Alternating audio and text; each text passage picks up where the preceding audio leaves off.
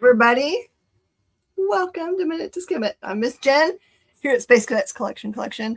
Okay, so today's books give us kind of like the very end run of what's going to be the storyline for Age of Revelation. It's not the very last book because there is, of course, an Omega because they can't help themselves.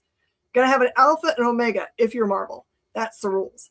Make sure you tune in to find out which one of these things I was like, what the heck's going on? Because there always is one every week where I'm like, I thought I knew what was going on, but maybe I don't. There is an awesome absolute flash this week. Coming hot off the high of last week's Batman.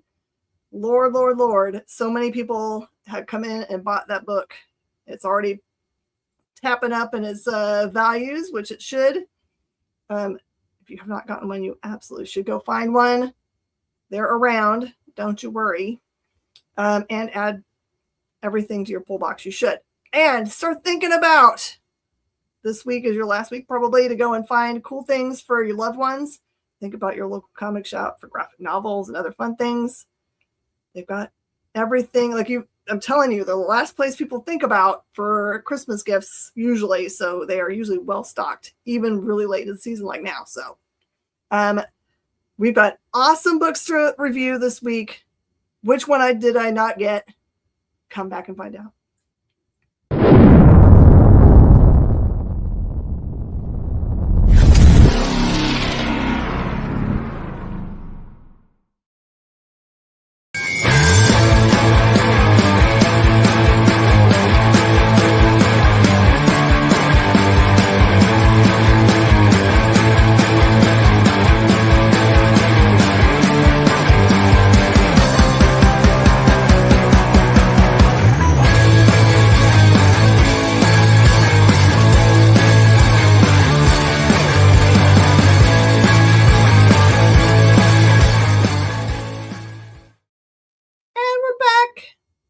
This is so fun. Thank you so much, Kenneth, for being here. Every single week, you're here to support us, and I appreciate that. Like I said, cool books to review this week. Let's get after it. All right, every once in a while, we get these cool things way ahead of time. So this is an image book that is a preview that we're seeing this way ahead. I don't even actually know when its actual release happens, but it's interesting. Oh, thanks for subbing, man. I appreciate that. That means everything to us. So, what can I tell you about this that gets you really excited about it? You should get excited about it because it's really fun. If you are a fan of another book that's out this week, Barbaric, in which there is a talking axe named Axe, you might really like this. This is like kind of like fun. I don't know if I call it cutesy, but very kind of like potty humor fantasy, in which there is a land that is separated by a kind of like a rift area called the Scar.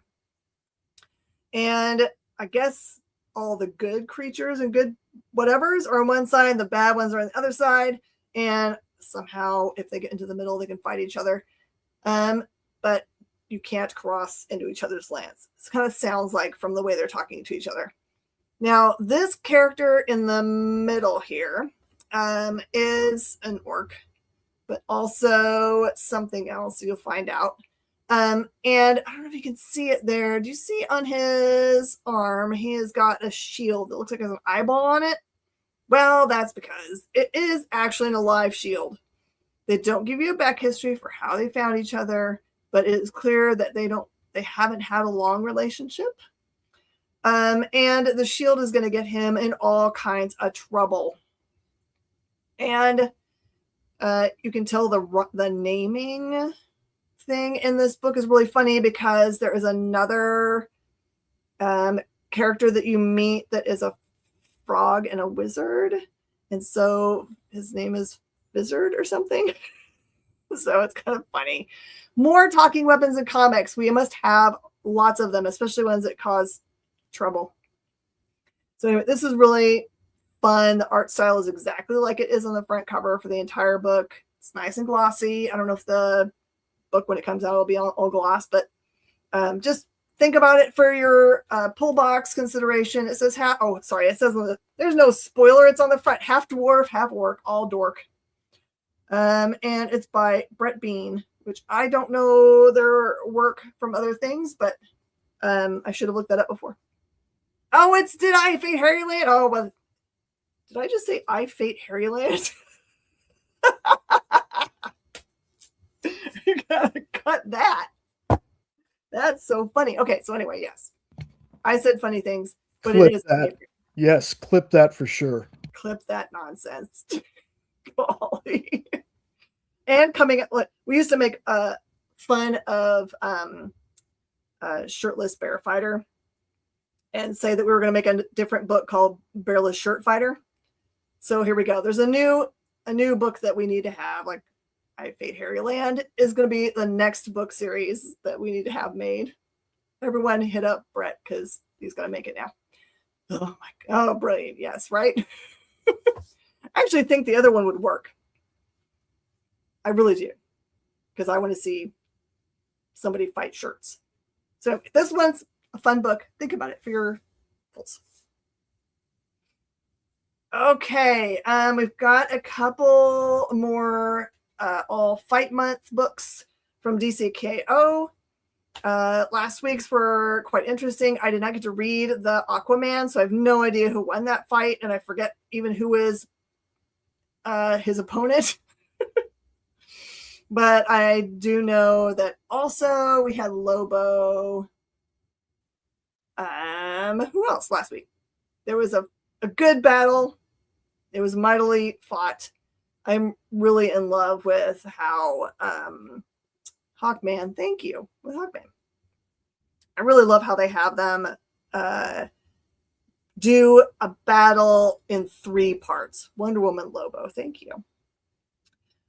So it's kind of interesting to see how the characters choose. So it's kind of like, it almost feels like a video game, kind of when you're like, choose your form.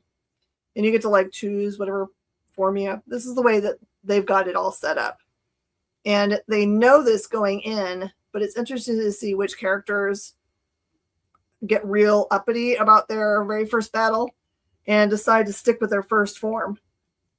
Because it worked so well the first time around, not thinking that, of course, their opponent is going to use that information to choose a different form. I know what it makes me feel like. I played Pokemon for a good long time, and if you ever played against somebody more than once, you always thought to yourself, well, I know what they have in their deck, so I can plan for that. But quite often they would have changed their deck in between so that you were then facing something different. You thought you were all like, I'm going to totally beat them. Ha! I've got the things that will do it. So anyway, this is like Pokemon. We'll just say that all of DC is like Pokemon. I'm just kidding. So this one, Harley Quinn and Zatanna, is quite good because Harley is fairly self-aware in this book about her chances. And also, I love getting to see all of the different, her outfits, because they get to roll through them as she's making her decisions instead of just like lining them up. They have her just like a poof appear in all of the different ones. So that one's fun. She plays dirty. I will say that is true in this issue. And I have seen that I think the DC knows they have to have 3 rounds. So you're always going to see one person win the first round. The other person's always going to win the second round, so that there is a third round. I don't know how they would make a long enough book if they did not have that be so. The surprise is who wins first round, I guess. And the real fun is to see what kind of forms they choose, because oftentimes they're presented with everything that has happened in comic books. And if they're a character that hasn't had a ton of different versions of themselves, anything that, the artist creators think might be something they could do, which is kind of like a perfect, like endless amount of what if, right? So this one is an awesome girl fight. I think that you will like it a lot. And there's some really cool covers for this out there that are really gorgeous, as you would imagine, with these two as the main characters. So, and this is, I'm just going to like tell you guys what I'm experiencing at my store, these books are getting more and more popular. So we have people adding them to the pull box all the time. And so sometimes that sucks up almost all the available copies that would be normally on the rack. So don't be mad if your local comic shop doesn't have a bunch of these available. You should definitely add them to your pull boxes at this point. If you feel like you're liking the DCKO stuff and they're only really putting out 2 or 3 a week, and if it's within your budget to do so, just add all DCKO to your pulls, and it will help make sure that there are copies available for you. Like, you don't have to be nervous about it. You're going to definitely get your copy, and you don't have to be at the door first thing in the morning on Wednesday sweating it out that there's any for you. So, and we got another fight coming up next. Cyborg and Swamp Thing seems like a kind of a weird matchup.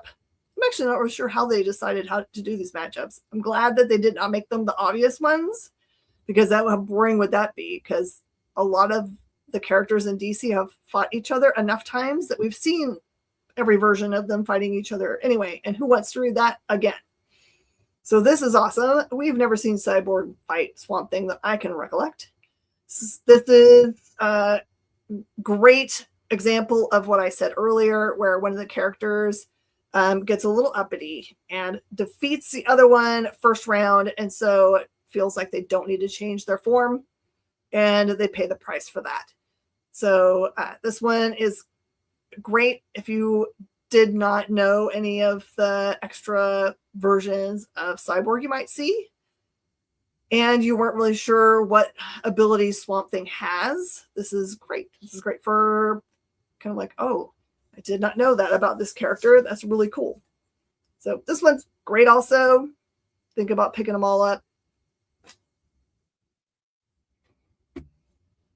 This one's, under, that's right. It's under Titans 30. Sorry, it does say Cyborg. That is something that, that's what my general manager was telling me. So yeah, this is Titans 30. And I'm sorry, I did not know that. I sent you on some kind of crazy quest. Does it even say it on the front cover? It does. It says Titans 30 over there in the top corner. So that is like so if you're looking for it at your comic shop, don't look for it under C's maybe, unless they also didn't go like, oh man, then you got Titan. That's why I've got the best producers in the business, keeping me straight. All right, what's next? Oh, Absolute Flash. Okay. I'm finding myself more and more being stretched by what I know about Flash as we get into other characters showing up that are part of the Flash universe.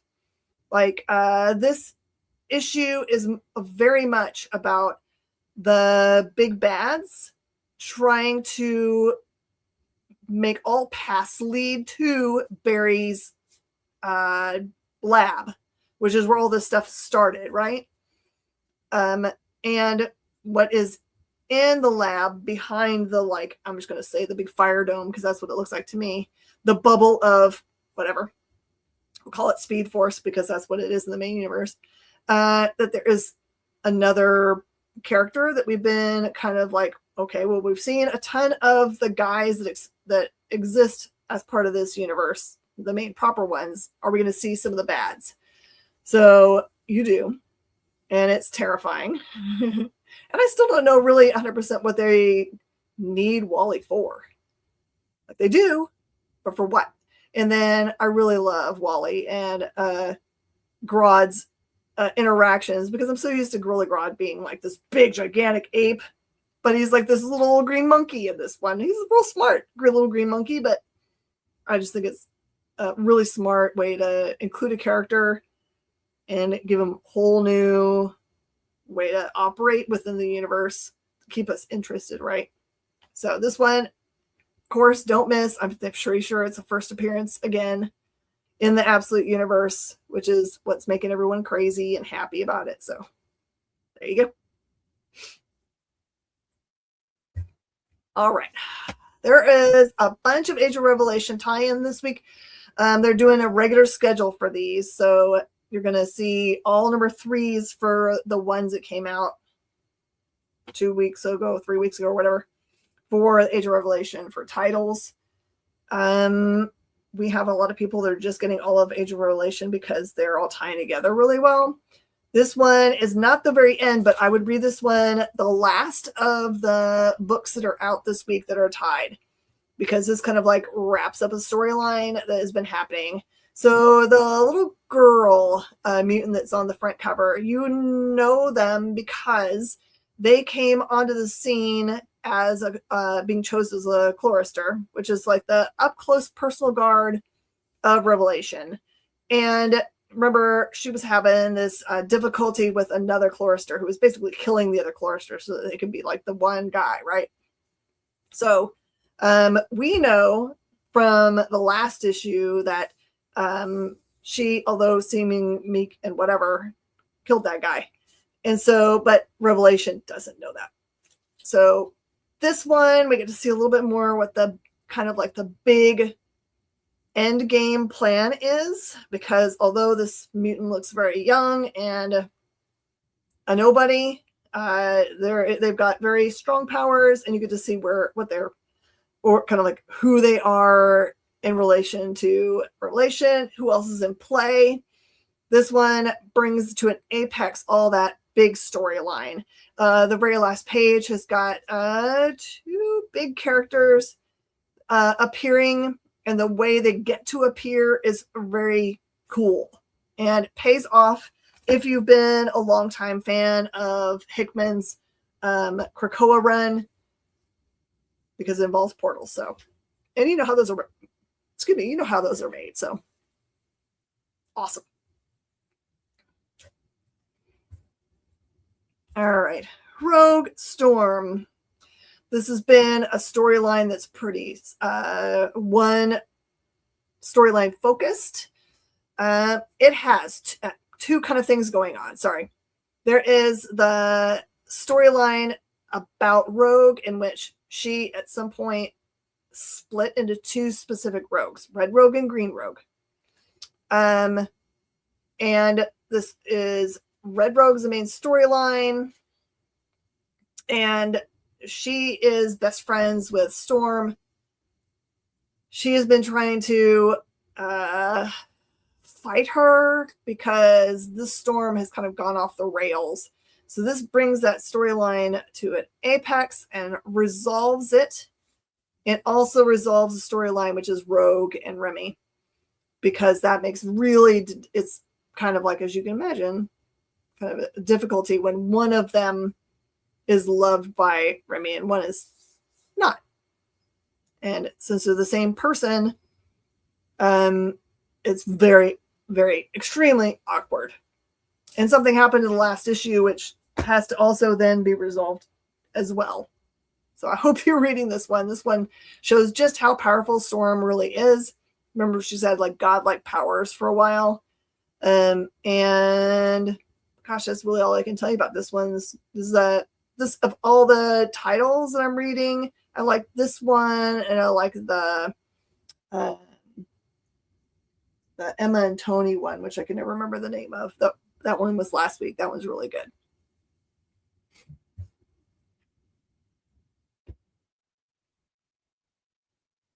All right, Radioactive Spider-Man. This one I did not get to read the number 2 of. So, Iron and Frost, thank you. It makes all the sense, the title, but I can't remember whose name comes first. Okay, so this one is kind of heartbreaking. So this one has both Miles and Peter Parker. You can see them both on the front cover. As part of this story arc, there has been this big monster creature that we know is Pete's mom.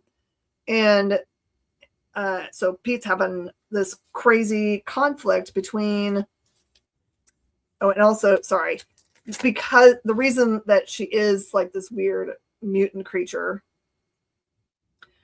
is because of the X gene virus that was put out there by Revelation at the very beginning of all this. So this one is them fighting against her, but also Pete doesn't want her to die. very complex, this storyline. So this brings all of that to a close. That resolves also. This is a good resolution week where everything gets kind of like wrapped up. I'm not really sure what I have to say about this one, because Quint is actually in the last issue looked like he had lost complete control of the kids. So imagine like a teacher-kids relationship in which they're all mutants, and the teacher thinks they're teaching the kids how to control their Omega level powers. And the kids kind of already know how to use their powers and are very dangerous. And they've been playing him like a violin.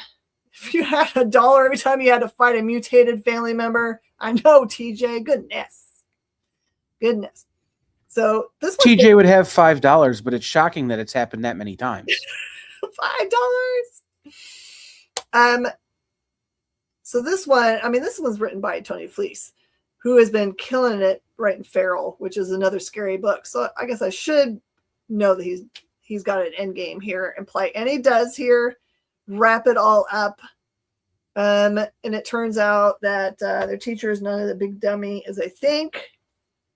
But yeah, these kids terrify me. I can't even tell you what happens at the end of this, but yeah, kids terrify me. If you want to see some kids that'll just like make you question all of reality and what's going on. I even not sure if what I read at the end of this means that something has actually happened, or if they're going to be like, fooled you, and just show up in some other book and be like, haha, we've just been comic book jacking with your brain. TJ grew up relatively close to 3 Mile Island, been exposed to some fun rads, huh? All right, this one is Rivals Ignite. Rivals is that awesome video game that maybe you've been playing. Definitely a lot of kids that come to the store have been playing. And they've done some comic book series about. This one is 3 stories in full color, it says. Aha, nice. And I'm not going to be able to remember all 3 stories for you, but this one are really cute. They're by Peach Momoko, Yuji Kaku, and then a team that has Mitsuyasu Sakai. I'm not butchering their names on purpose. They are really cool names. But anyway, it's just like the cutest art. If you like that cool art by Peach Momoko, all of the book is kind of like that. And they are very pleasant storylines. So good cuties. And the last of our Age of Revelation ties in this week. So in the storyline, Wolverine has been being controlled by Revelation forces for a while. That mutated Sabretooth there has been trying to fight him for a while, and alongside all of them, you've got Nightcrawler, who is definitely showing his age in this book, or at least for this whatever, because you don't know how far in the future it is. This is what makes it really difficult when I said that some of these books I don't get, because most of the time they say X years into the future, and I don't know if I should take that literally as it's 10 years in the future from when the Age of Revelation started, or if it's just like pick a number. So that part is always confusing to me, because it'll jump back and forth. It'll say 5 years from Age of Revelation stuff, and then it'll say X years. So there is a lot of stuff going on, but whatever's happened in this X years amount of time has been real crazy. In this one, I'm going to spoil a little bit for you, in that Wolverine, something happens to him in which it brings him kind of back to himself. I don't know if that means that he's going to be coming to their aid or fighting Revelation at all, but it does mean that he's no longer a weapon, a mindless weapon. Next series title, X Years Later. I mean, yeah. I mean, X Years Later is fine. it's like I said, I don't mind it, except for I cannot tell you for sure when this takes place in relation to everything else. But I am certain that when we get to the Age of Revelation Omega, it will make it 100% clear, which I'm looking forward to very much. All right. I feel like this just came out 2 weeks ago, and maybe it did. Daredevil and Punisher was amazing. It gives you all the reasons why these two characters would end up in kind of like opposition to each other. In issue number 1, I hope you guys got one. The relationship is that you got Murdoch basically trying to get one of the heads of this crime organization to court. I can't remember if it's like he's defending him or if because he's not really a prosecution attorney, but anyway, he really wants this guy to get to court. So he's trying to like protect him and try to explain to this guy, like, your life's in danger because there's somebody out there killing members of your family so that they don't testify or whatever reason, right? And you find out in that book that Castle's the one who's been killing them because that's his job. He's been hired to do so. I don't even know if we know by who. Maybe he just wants to do it. So that meant that they were in conflict with each other, and Punisher always gets, like, he really does do a good job at what he's doing. He's great at punishment. So in that issue, he did get a whacking in. And so this is the continuation of that storyline and their conflict with each other. And I really do enjoy the development of why, like, that they have codes of their own kind of ethics, I guess. Castle and Red, Devil on My Shoulder. Just making up names. I like that one. That's a good one. Anyway, I like the art in this series a lot. It's so beautiful. Guys, Palmiotti doing really great. Palmiotti storyline. So maybe add this to poll now. You have 3 Frank Castle. I know for me, that's become a difficulty, quite honestly, because I love I'm not doing the Red Band because we sell out of it all the time and I don't get a chance to, but I'm loving the MK Punisher series. That's just pure brutality. And gorgeous Panosian art. What are you going to do? Red Band is awesome. Okay. I believe that is also good, but I don't know how you guys keep them all straight in your head. I need like a cheat chart. It's just like, it's like strings on it. This is how these characters are attached to each other.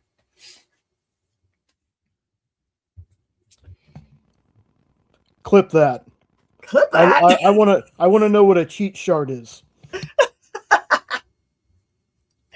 Oh my gosh. All right. I'm excited about this next one. Okay. Hopefully you have either read the 4 issues of Imperial, or you've listened to my reviews of Imperial, so you know what went on in that series. Because remember, at the very beginning of this series, someone killed a member of a royal family and blamed it on the Wakandans. You had T'Challa like take off into space and be gone during a lot of the kind of like trying to figure out the resolution to this, because, you know, he knew he's part of the perceived problem. So all of that got resolved. Everybody knows who the baddies were. And what's crazy about that thing is they were like, you guys were horrible, whatever. And they just let them be. Let them be. So that's going to continue on. And this basically gives you all of the what's been happening at home. So in Wakanda, and I guess there's another like home world that's Wakandan, that's not on Earth. This is basically Shuri trying to explain to M'Baku, who looks like he was damaged somehow during this whole thing, because he's in basically kind of a spacey looking wheelchair.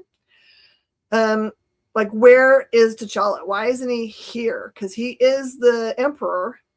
It's definitely the emperor, but where is he right now? So this is a storyline about getting him back into the actual throne and doing his job. And all of the, so I like these kind of like very intricate, like kind of like in between even his own people, there's still a lot of conflict, right? This is Shuri trying to be respected as the regent. I think that's what their title is. You jump the pew pew with a pause. That's okay. So this has been great. I've had a lot of people adding this onto their pull box, and they will be very happy about it. It's good Black Panther goodies. All right. The future is bloop, number 8. I love that every single issue of this book, they go back in and explain what each of the characters are and can do. My favorite character, of course, is the kind of like AI being that lives on the dog's collar. Which is, I mean, it's kind of funny, right? Because he's just like, and people often forget about him. But anyway, this is so cool because you get to see a big bad in this book. There's the big bad on the front cover. Outside of just like the storyline of this, in which they're basically the main character is always trying to fight off big cyber kinds of attacks, but the cyber attacks are like real beings, not like, you know, like, oh no, someone's at a keyboard, pew pew pew. And within the book itself, it has a bunch of really fun capture the flag challenges, which I know that on the EXP that they're actually tracking people that actually watch us on the EXP. We have a leaderboard, right? And Kyle's killing all y'all guys. And on that, you don't see it on that cover, but on my cover, it has a big string of numbers. So you know that that's a capture the flag challenge right there. I don't know where you put it in. I don't know what it means. I am not a hacker. White hat, black hat, or anything in between. But the other thing I think is really funny is that the organizations that are in here, like I know that this book is tied to a great organization called Black Hills. But one of the organization in the book is called Black Mountain. Which I'm like going, yeah, thinly veiled. This is us. But anyway, if you like a little more in your comic book than just comic book characters doing comic booky things, and you like challenges within a book, this is really great. The story is great because it is Fred Van Lente, and the art is awesome as well. You might be enticed into giving this a graphic novel if you can find the graphic novel of the first, I don't know how many issues, 4, I think. This would be a great Christmas present to someone in your life that spends a lot of time on the computer and fancies themselves computer savvy, because it really as part of its purpose is to teach people, general people, more about how to protect themselves online. But it's not done in a way that's like, here, I'm going to teach you some hackery things and make it feel like an educational program. That's not what it's doing. It just is a cool way of also teaching you awesome things. And I guess you could be a hacker when you're done anyway. That's not my goal. It might be Kyle's goal. All right. This one is one of my favorite books. You can go back and read all the way to the beginning of Barbaric and just have the most fun. So the guy on the cover there, that's Owen. I know it's a really dumb name for a character, but it's easy to remember. And he is a barbarian. And that axe that he's carried has got a really crazy name. You ready for it? His name is Axe. It's Axe. And there is another character that's not on the front cover here. I think their name is Soren or Sora. I'm always going to get that girl's name wrong. But that person is also wielded axe during part of this series.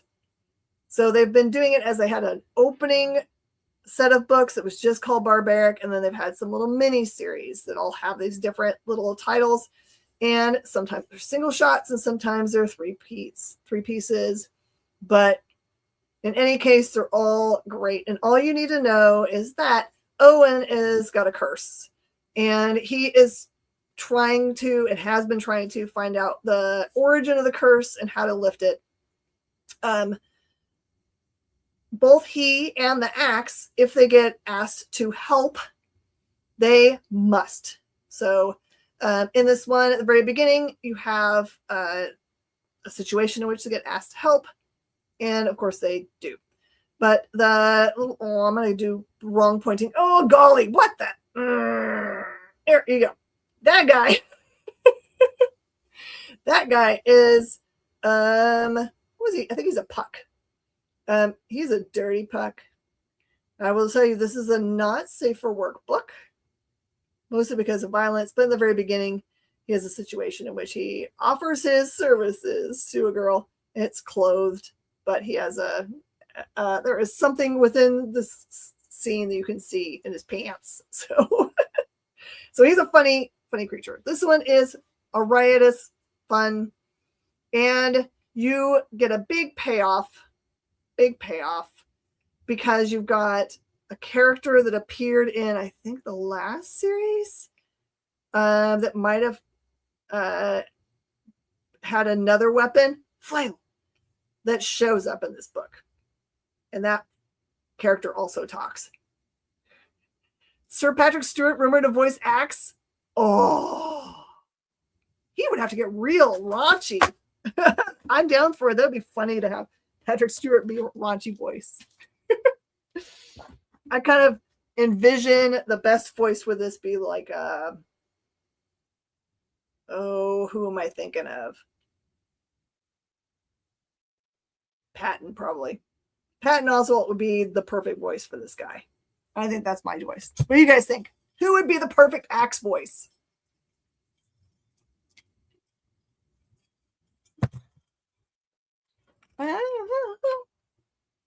Patton is great in everything. He should be the voice of all things. Peter Capaldi would also be great. I like that. All right, I'm going to show you. So this is actually Monsters number 8. So that you know what you're going to be reading. Although I suspect that there is a huge bunch of people that are buying Mark Spears books that have never, ever cracked them. They're just collecting them for the cover. And that is fine. If that is your love, the art on the front cover, then great. Enjoy that. But you are missing some heck of good reading. So I opened one because I needed to read it. So I got, really cool cover. I don't think it's I don't know what the specialness of it, because they have it on the back. That's a really cool thing. Also, I can show you that on the back of them. It actually shows you what every single possibility is. So there's mine right there. Boop. And for all of them, there is, for a lot of them, there are 2 versions of them. There's cardstock and foil covers. So this one's just a regular cardstock cover. So I like that you can do like your own checklist from the back of the books. So these are poly bags that are called Winter Horrorland. Jay needs a voice Axe. Why not? So what you should know from what I've been telling you about monsters is that like every kind of monster that you can imagine, from all the Universal storyline, and then any other kind of like that era monster that exists out there, probably exists in this book series. There are some original characters. Like I don't think the Slayer, which is the guy with the straight brimmed hat, that's kind of like I think he's like red, isn't he? That guy I don't think exists outside the universe, but all you need to know is that Dracula is the main character for the whole series. In the first book, as a matter of fact, some of the other monsters come after him, kind of like secretly planning against him. But you should never go against Drac. But the big twist in this one is that it looks like there's a question about whether Dracula that we've been exposed to is the actual Dracula. Because in this book, they actually open up an ancient, I'm going to just say crypt or something, and pull out something that they say is Dracula. I don't know. He doesn't have any hair and he looks all decrepit, but I guess if you were buried for millennia, that maybe that'd be what you look like. So there are a ton of other main characters in this that show up. You get the 3 brides. Are there any of them I can't? You definitely have the werewolf in here. Anyway, there's a ton of really great characters. And gosh, it is so pretty because he's doing all the interior art also. You get Mark Spears on every single page. But for my money, it's always going to be Drac. The way that he draws him with those rosy red cheeks, which is the way I look most of the time back here in my hot office. I am obsessed, 100% obsessed with this series. He can go on and on and on and on and on and on and on, even if he just made covers of books and it was empty. By the way, do follow Mark Spears because he has a bunch of stuff he does. He offers direct to folk. Like he released a card set that I don't even know if it was a card set that ever went to stores or not. That is the way he used to do it back in the day before he was with Keen Spot. So do support him. I don't mind that so much. Do support everything you can for your local comic shop. But in this case, if it's the one way to get it, think about, or maybe you can order from Keen Spot. I don't know if he can do that or not. I need to do some research, but he does have a card set he just released. And ThunderCats. I really thought I was going to be bored to death for this book. I thought I was going to be yawn just reading it because it was a number one. This one's actually such a good tale. I don't know if it ties into the main storyline that's been going on in ThunderCats, but okay, so it has nothing to do with Christmas. But it does have something to do with a day that is important to another creature. So in this book, you have the ThunderCats, mostly specifically Lino and who's with him? I think Panther is with him. They get stuck in the snow in their battle tank because there is a trap that they've run over. And as part of this, they meet this creature who is, by his own admission, the last of his kind. He says that basically all of his entire family and every part of his race has died recently from a horrible disease. And he's crushed because it is the day of, he calls it something like Day of the Claw or something that obviously is a very special day for their race, but now he's the only one to celebrate it. So he's mad, sad, and he thinks that the ThunderCats have been kind of like stalking him, which is why he has the traps out, because he keeps on seeing these people in the background kind of like hunting him or up to no good. But you find out that there is somebody else completely who is up to no good, and definitely in regard to him is an evil queen she's all kinds of bad. So you will hate her a lot. And you will like the ThunderCats prevail in this one. I mean, kind of a spoil. Oh, I just never noticed. It says it's a holiday special. Oh! Very clever. Thank you for whoever did that. That makes me 100% happy. That's Ed Brisson.